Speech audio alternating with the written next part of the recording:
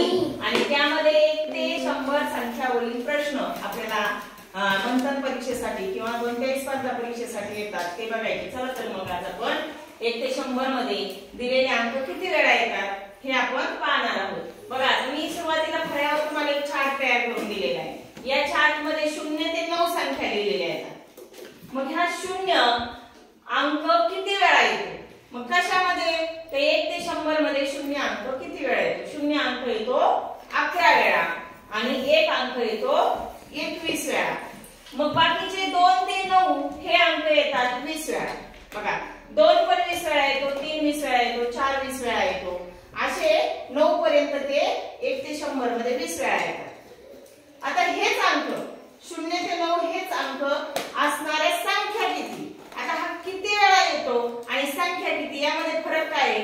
तर किती वेळा येतो म्हणजे या 1 ते 100 मध्ये तो किती वेळा आलेला आहे? बघा किती वेळा आलेला आहे असं ज्यावेळेस प्रश्न येतो त्यावेळेस सगळे अंक मोजावे लागतात. बघा हा 1, ह्या 11 मध्ये 2 येतात म्हणून हे दोन्ही मोजायचे. मग हे झाले 3 4 5 6 7 8 9 10 11.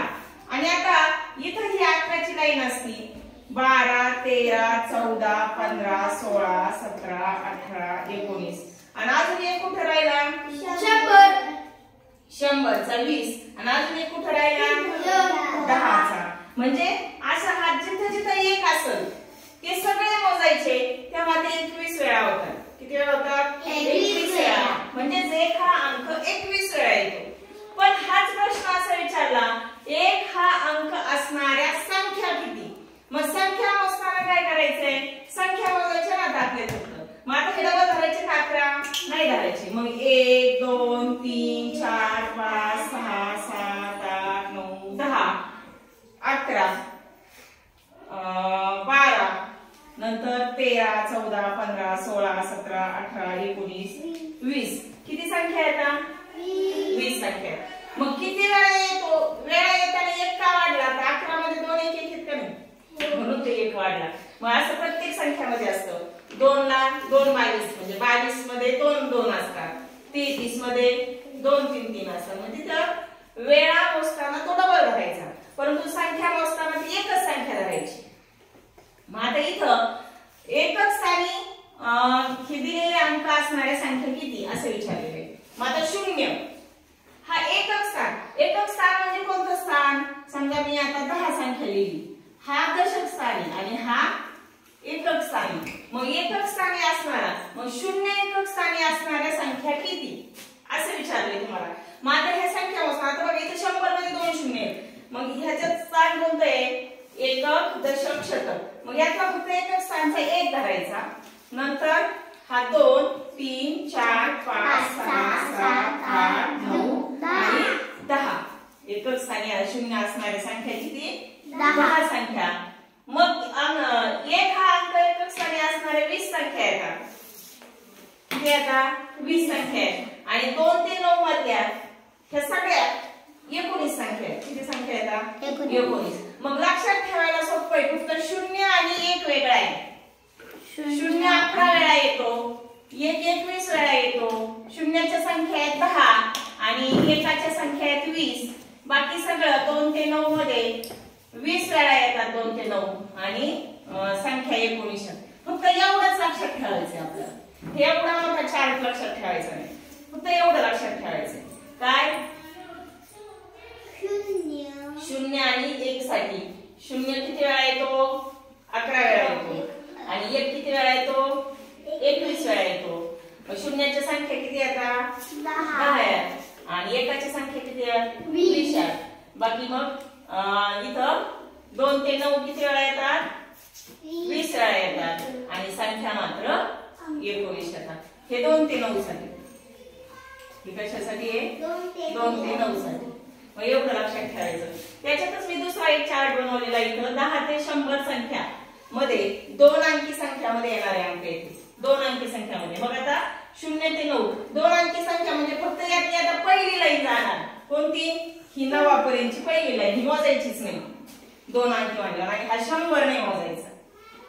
मग 10 पासून ते 99 पर्यंत 2 अंकी संख्या तयार होतात. मग इथे विचारलं तुम्हाला 7 हा अंक 2 अंकी संख्येमध्ये दशक एकक स्थानी किंवा दशक स्थानी कोणते स्थान विचारतात, एकक स्थानी किती वेळा आला. 2 अंकी संख्येमध्ये एकक स्थानी मोजायचं आपल्याला.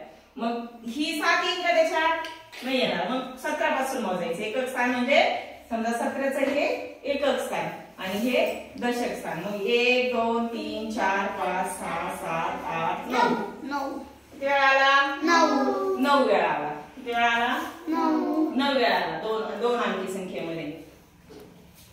आणि किती वेळा आला, किती संख्या आल्या, 9 संख्या, पण किती वेळा आला दशक स्थानी. दशक स्थानी नाही विचारलं इथं, डायरेक्ट काय विचारलेलं किती वेळा आला तो. म्हणजे याच्यातला ह्या उभ्या लाईन मधला 7 पण मोजावं लागणार तुम्हाला. 1 2 3 4 5 6 7 8 9. फक्त काय करायचं इथं तुम्हाला सगळे 7 जिथं जिथं दिसते तेवढे सगळे मोजायचे. असे ते किती वेळा येतात, 19 वेळा येतात. अशी सगळ्या फक्त 0 11 वेळा येतो, बाकीचे सगळे 19 वेळा येतात. आणि संख्या मात्र शून्याच्या 10 संख्या येतात आणि बाकीच्या सगळ्या 18 संख्या येतात 2 अंकी संख्येमध्ये. हे 1 ते 100 मधला चार्ट आहे हा, आणि हा फक्त 2 अंकी संख्येमधला चार्ट आहे. तर मग हे घेताना लक्षात ठेवताना फक्त एवढं लक्षात ठेवायचे तुम्हाला 2-3 अंक आणि त्याच्यावरचे प्रश्न सोडायचे. आता मी प्रश्न विचारते, मला उत्तर सांगा. 5 हा अंक 1 ते 100 मध्ये किती वेळा येतो, 5 हा अंक सांगा. 10. 1 ते 100 मध्ये 5 हा अंक किती वेळा, किती 10 कुठं दिसले तुला, मग 20 किती वेळा आला, 20 वेळा.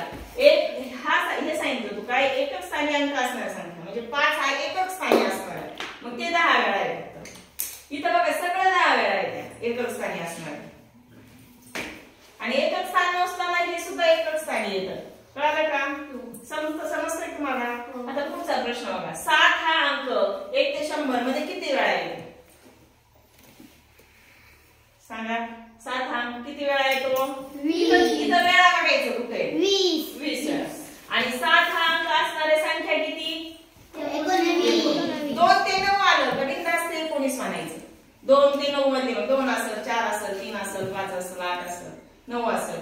9 अंक किती वेळा आला, 20 वेळा.